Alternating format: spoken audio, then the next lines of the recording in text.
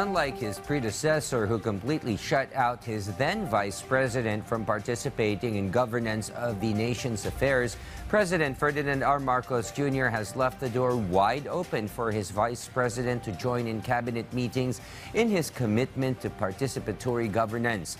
This despite her continued fretting and whining, which our Sharms Espina sums up in this report. Malacanang says the door of President Ferdinand R. Marcos Jr. remains open for Vice President Sara Duterte. This was the palace's response to a statement from the office of the Vice President, claiming that withholding support for Duterte is a disservice to the country. The issue stems amid the OVP's push for its 2026 budget. Hindi po ito tinatanggihan at hindi po sinasara ng Pangulo ang pintuan sa Vice Presidente. Lahat po ng maaari ang suhestyon na makabuluhan ay tatanggapin po yan kung ito naman po ay makakatulong sa taong bayan. According to the palace, this is proven by the decision of the Department of Budget and Management to increase the OVP's proposed 2026 budget to over 900 million pesos, up from the initial 733 million pesos submitted by the Vice President's office.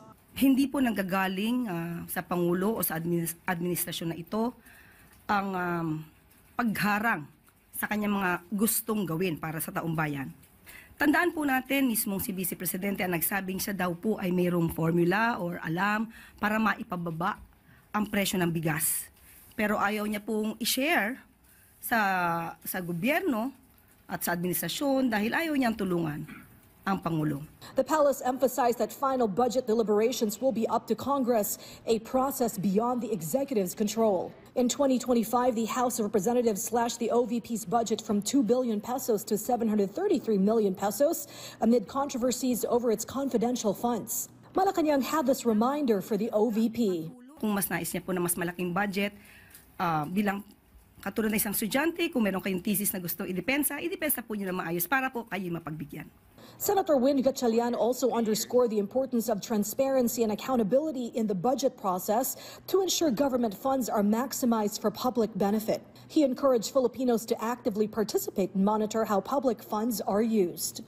This is Sharms Espina from the National TV Network for a new and better Philippines.